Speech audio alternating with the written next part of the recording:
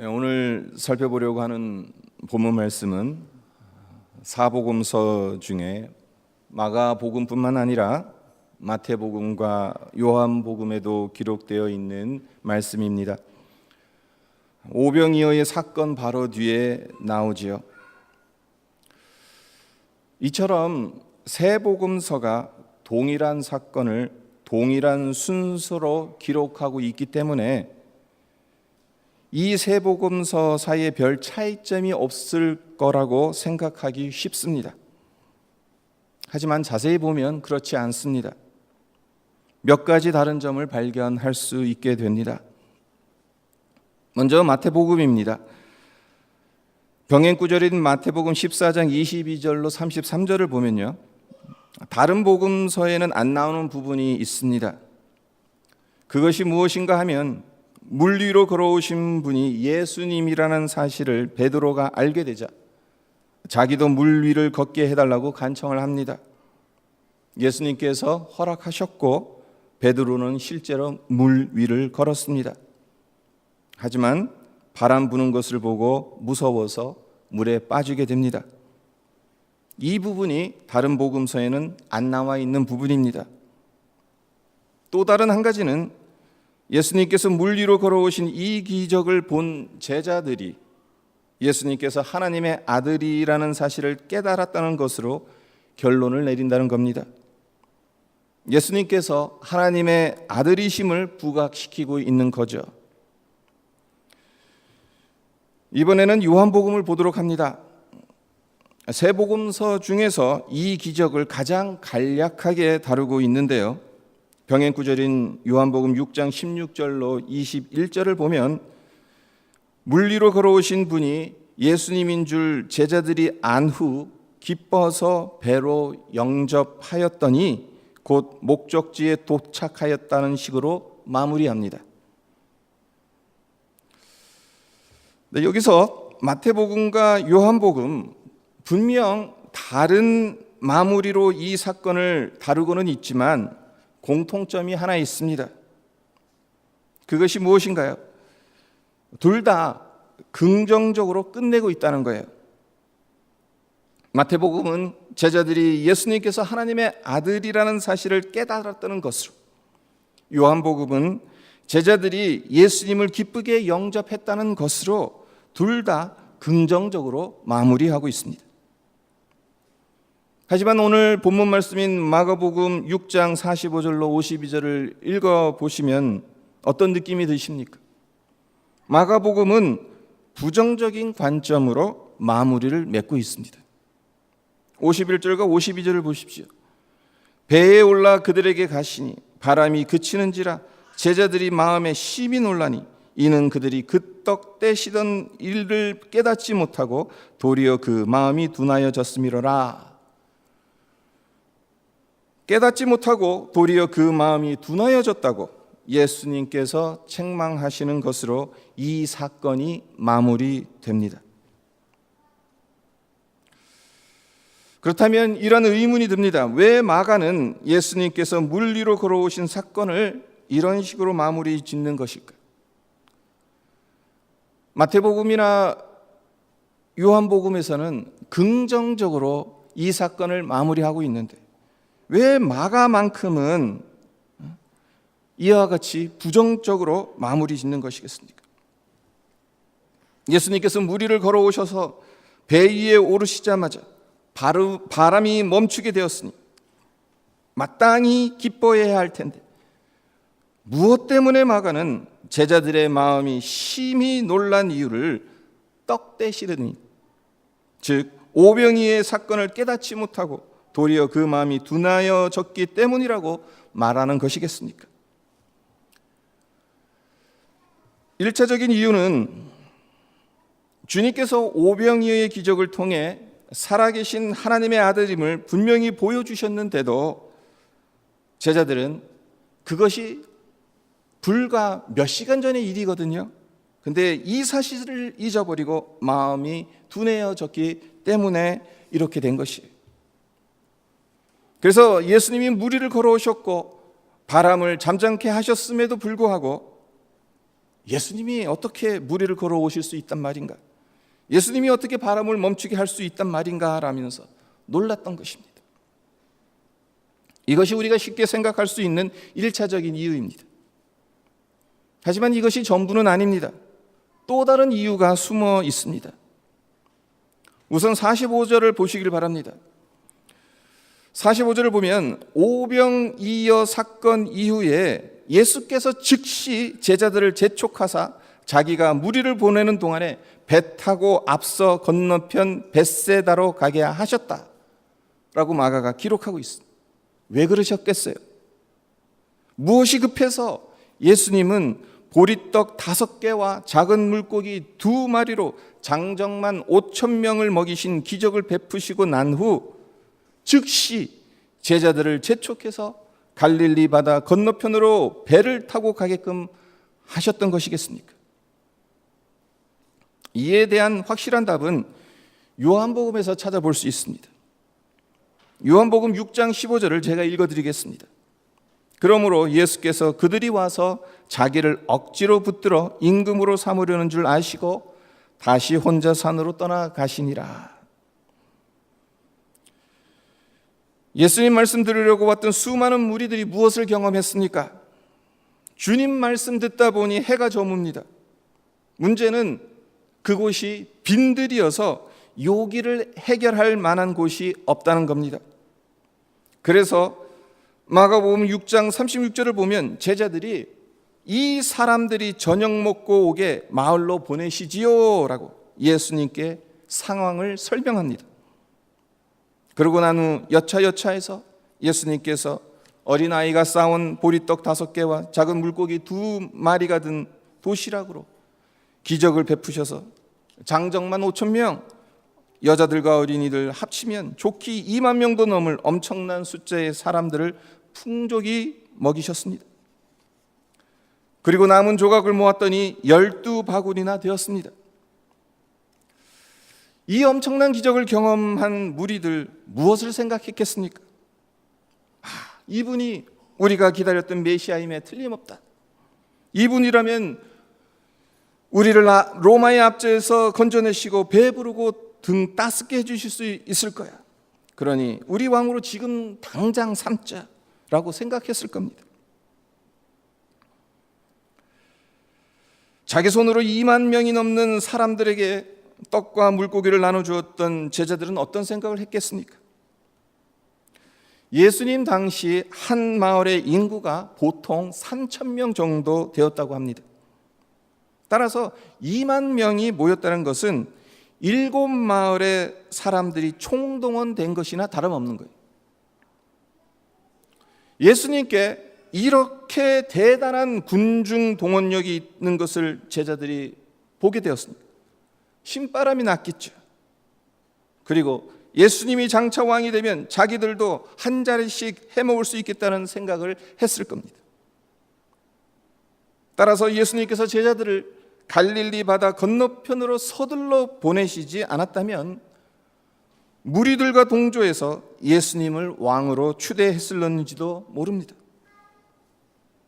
이것이 예수님께서 직접 무리들을 돌려보내시고 제자들은 무리들로부터 격리시키셔서 즉시 갈릴리 바다 건너편으로 보내신 이유라 할 수 있습니다. 문제는 제자들이 예수님의 이런 심중을 헤아렸으면 참으로 좋았을 텐데 그러하지 못했다는 겁니다. 오히려 예수님과 동고동락했습니다. 예수님이 왕이 되시면 함께 나라를 다스리게 될 것이라고 생각하면서 예수님께서 명하신 벳세다로 신나게 노를 저어 가지는 않았을까 상상을 해봅니다. 그런데 이때 어떤 일이 일어납니까? 47절을 보십시오. 저물매 배는 바다 가운데 있고 예수께서는 홀로 묻혀 계시다가, 배가 지금 바다 가운데 있다고 그랬어요. 한마디로 지금 제자들은 바다 한가운데 있는 거죠. 다시 말해서 예수님 계신 곳과 예수님께서 가라고 명하신 벳세다 중간에 있다는 겁니다. 무슨 일이 일어나면 예수님 계신 곳으로 돌아가기도 그렇고 벳세다로 가는 것도 그런 아주 어중간한 위치에 있는 겁니다. 거기다 날까지 저물었다고 말합니다. 설상가상으로 가야 할 길이 아직 반이나 남았는데 바람이 불어옵니다. 48절을 보십시오. 어떤 바람이 불어옵니까? 바람이 거스름으로. 무슨 뜻이겠습니까? 배가 나아가야 할 방향의 반대편에서 바람이 분다는 겁니다. 역풍이 불고 있는 거예요. 그리고 요한복음 6장 18절을 보면 큰 바람이 불어 파도가 일어났다고 말합니다. 보통 바람이 아닌 겁니다. 큰 바람, 거기다가 역풍이 불어오고 있습니다. 그러니 제자들이 힘겹게 노를 저어갈 수밖에 없었던 겁니다.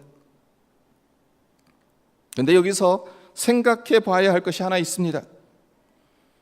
갈릴리 바다는 말만 바다지 실제로는 바다가 아니잖아요. 조금 큰 호수입니다. 기껏해야 남북 길이가 20km, 동서 너비가 13km밖에 안 됩니다. 우리에게 익숙한 온타리오 호수와 비교해 보면 온타리오 호수의 면적은 약 19,000 제곱킬로미터이고 갈릴리 바다는 한 160 제곱킬로미터라고 해요. 그러니까 온타리오 호수의 한 95분의 1 정도밖에 안 되는 작은 호수인 거예요. 무엇보다 예수님께서 오병이어 기적을 베푸신 곳이 가버나움이었고, 그리고 지금 제자들이 건너가야 할 곳은 벳세다인데 이 두 사이의 거리가 육로로 가도 10km 정도밖에 안 돼요. 호수를 가로질러 가게 되면 5km도 안 됩니다. 따라서 바다 한가운데 있다고 했으니 목적지까지는 기껏해야 지금 반은 왔잖아요. 그러니까 이제 반만 가면 돼요. 그러니까 기껏해야 3km도 안 남은 거예요. 노젓는 것에 잔뼈가 굵은 제자들에게는 1시간이면 좋게 도달할 수 있는 거리입니다. 그런데 47절에 저물매라는 단어, 그리고 48절에 바람이 거스름으로라는 이 단어를 서로 연결해 보면요, 제가 이게 확인해 봤어요. 인터넷을 통해서 이스라엘의 해 지는 시간이 몇 시인가. 그러니까 요즘은 너무 좋은 세상이에요. 그러니까 딱 구글이 딱 치니까 그냥 쫙 나와요. 8시쯤이더라. 해가 저무는, 그러니까 저물매, 그러니까 지금 요즘 같아서는 8시쯤에 해가 지는 거예요. 이스라엘에. 그러니까 지금 8시쯤에 역풍이 불어오기 시작했다라고 추론을 할 수 있는 겁니다.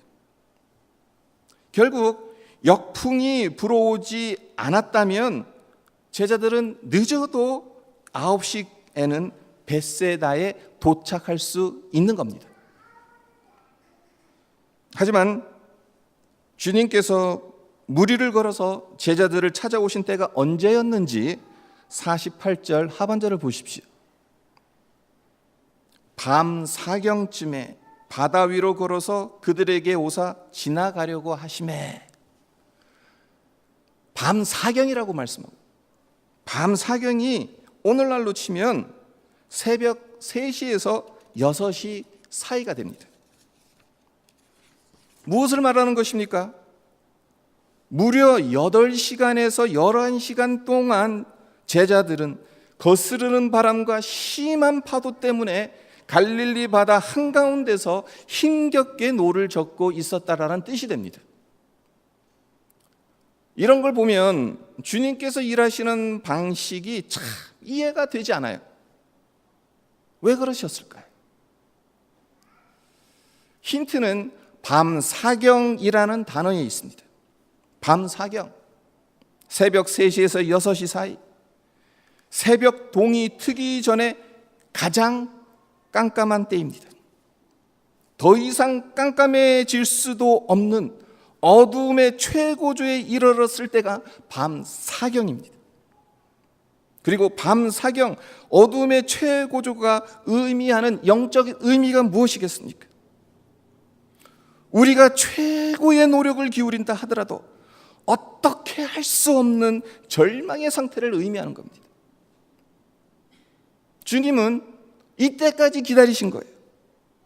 바람이 불자마자 곧바로 달려가셔서 제자들을 구해 주실 수 있으셨음에도 불구하고 주님은 일부러 이때까지 기다리셨던 겁니다.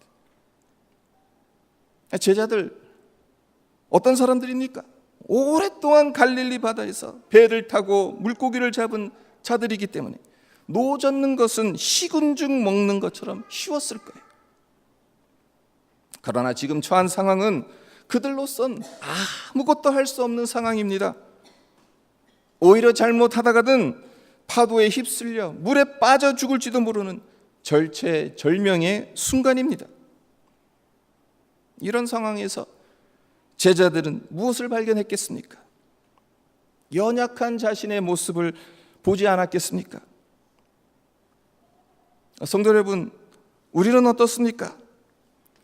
우리의 삶에도 여러 형태의 역풍이 불어옵니다. 외부적으로는 사업이 잘 안 되는 역풍을 맞기도 합니다.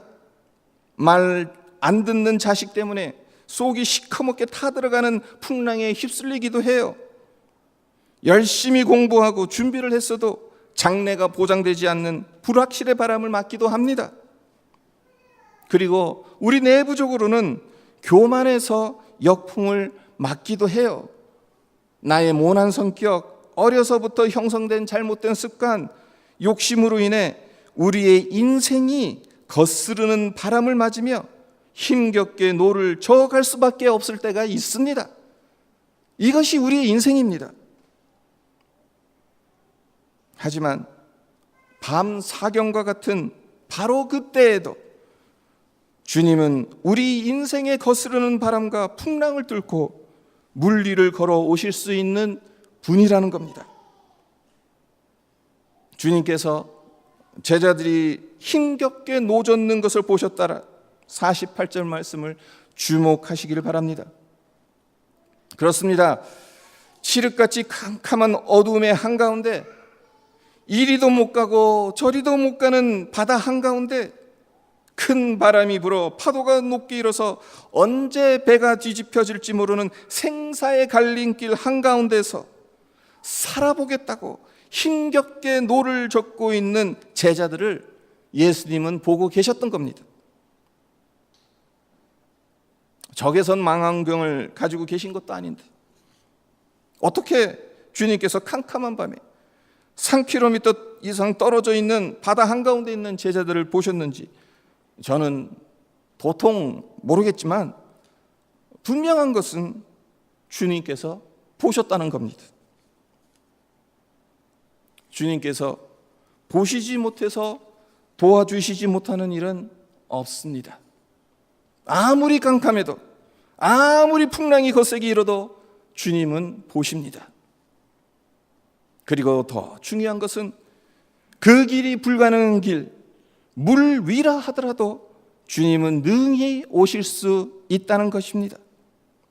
그래서 주님께서 우리 인생의 배에 오르시면 그렇게 사납게 불던 바람도 그치게 된다는 겁니다. 여러분 모두 이 말씀을 믿음으로 받아들여서 주님 내 인생의 배 위에 오르시니 사납게 불던 바람이 그치는 기적을 경험하시기를 주님의 이름으로 축원드립니다. 한 가지 더 말씀드리고 오늘 말씀을 마치려고 합니다.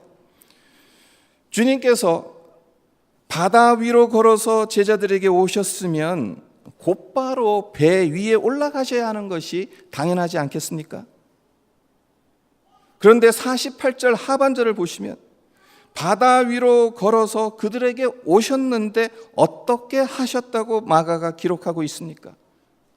지나가려고 하심에 지나가려고 하셨다고 해요. 이상하죠?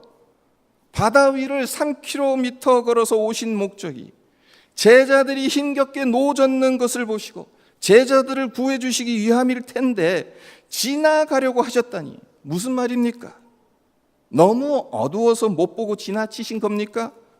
아니면 나는 먼저 벳세다로 갈 테니 열심히 노를 져서 따라오라고 약 올리시는 것입니까?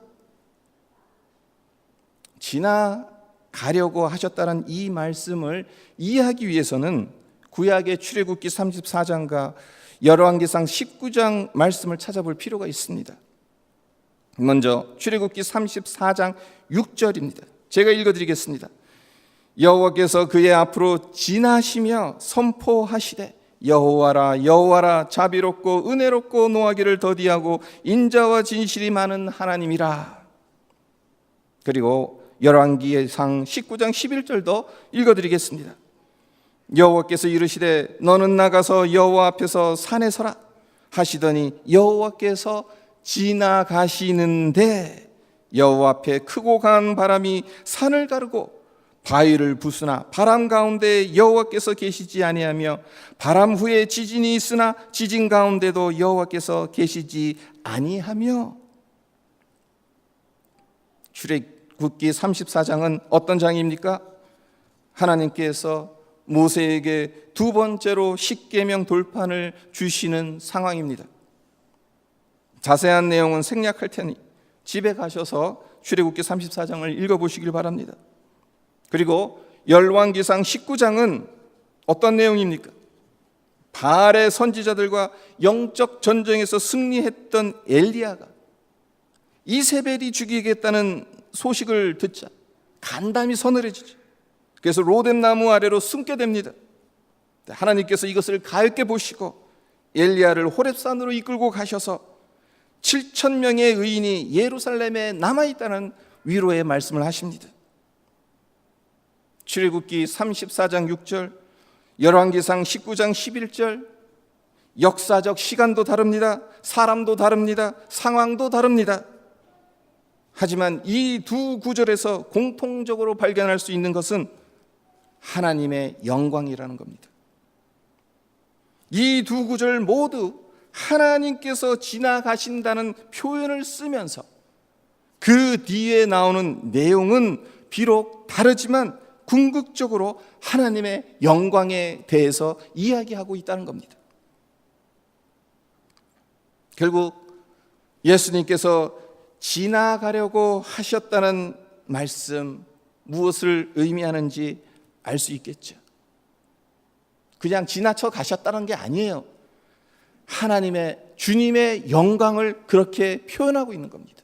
구약적인 용어로 표현하고 있는 거예요. 우리는 하나님의 영광이 모세에게 십계명 돌판을 주셨고 엘리야를 데리고 가셨던 시내산, 다른 명칭으로 호렙산, 이런 거룩한 곳에서나 나타날 것이라고 생각하기 쉽습니다. 가장 캄캄한 밤, 역풍이 부는 절망의 현장에서 하나님의 영광을 보리라고는 기대하지 않습니다. 하지만 오늘 본문에서 분명히 말씀하고 있는 것은 이때에도 주님의 영광이 드러난다는 것입니다. 왜 그러겠습니까? 역경의 한가운데서 주님의 영광이 나타나는 이유가 무엇이겠습니까? 그 현장에서 주님의 주님 되심을 경험할 수 있기 때문입니다.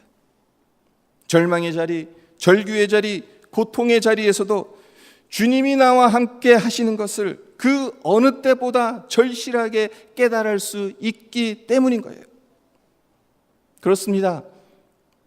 하나님의 영광은 떠난 적이 없습니다. 단지 우리가 그것을 느끼지 못하고 깨닫지 못했을 뿐입니다. 예수님은 역풍이 불기도 전에 제자들을 구하러 오실 수도 있습니다. 역풍을 순풍으로 바꿔서 제자들이 편하게 노를 저어가게 하실 수도 있었어요. 하지만 예수님은 그런 방법을 쓰지 않으셨습니다. 그 대신 역풍 한가운데 가장 캄캄한 밤에 걸어오셨습니다. 우리의 인생에서도 주님께서 이렇게 찾아오실 때가 많은 것 같습니다. 그렇다면 주님은 왜 굳이 이런 방법으로 찾아오시는 것일까요?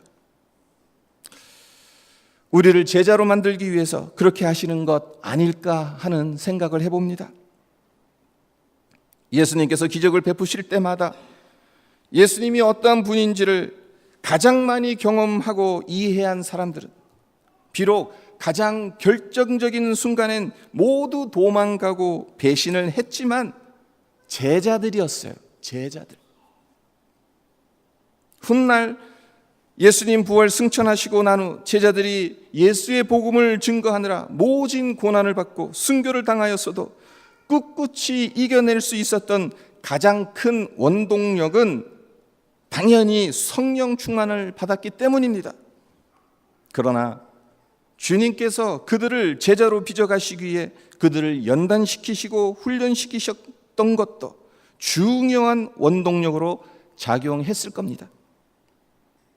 따라서 주님께서 물 위로 걸어오신 기적을 행하신 목적 역시 제자들을 믿음의 사람들로 훈련시키시기 위해서였다라고 볼 수 있는 겁니다. 그리고 이것은 우리에게도 동일하게 적용됩니다. 그러므로 여러분의 삶이 캄캄한 밤에 거스르는 바람을 맞은 것처럼 느껴지신다. 그때가 바로 주님의 은혜와 영광을 깨닫게 하셔서 제자로 만들어 가시는 때라는 것을 기억하시기를 바랍니다. 또한 주님은 멀리서 보고만 계시는 분이 아니라 거스르는 바람에도 물 위를 걸어오셔서 여러분 인생의 배 위에 오르시고 바람을 먹게 해주시는 분이라는 것을 경험하는 여러분 모두가 되시기를 주님의 이름으로 축원드립니다. 네, 오늘 말씀 잠깐 묵상하면서 잠깐 기도드리도록 하겠습니다.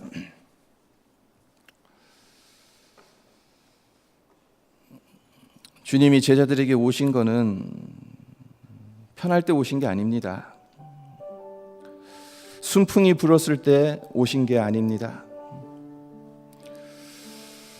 바다 한가운데 8시쯤에 있었는데 아직 그래도 빛이 남아있을 때 예수님이 오신 것이 아닙니다. 밤 사경 가장 캄캄할 때 무려 7시간이나 지나고 난 다음에 그러니까 7시간 동안 제자들은 거스르는 바람 속에서 목적지를 향해 어떻게든 살아보겠다고 어떻게든 그곳으로 가겠다고 힘겹게 노를 저어갔겠죠. 네, 밤 사경에 주님께서 물 위를 걸어가셔서 그곳에 가셨다는 사실, 그리고 곧바로 올라가시지 않고 지나가셨다, 지나치신 게 아니라는 것을 오늘 우리가 보았습니다. 하나님의 영광을 드러내시는 구약적인 용어라는 것을 우리가 배웠습니다. 그곳에서 하나님의 영광, 주님이 하나님의 아들이신 것을 보여주신 거죠. 우리의 인생에 있어서도 밤 사경과 같은 때를 만날 때가 있습니다. 순풍이 아닌 거스르는 바람 속에서 우리의 인생의 배를 노를 저어야 할 때가 있습니다. 하지만 그 순간에도 하나님의 영광은 우리와 함께 하시고 하나님의 은혜가 우리를 덮고 계신다는 것을 우리가 오늘 이 말씀을 통해서 깨달았으면 합니다. 단순히 바다 위를 걸어가신 초자연적인 기적이 아니라 우리의 삶의 현장에서 임마누엘로 우리와 함께 하시는 주님의 은혜인 것을 깨닫기를 바랍니다. 우리 함께 기도하도록 하겠습니다. 아버지 하나님 감사합니다. 오늘 주님의 말씀, 아버지 바다 위를 걸어가시는 아버지 그 주님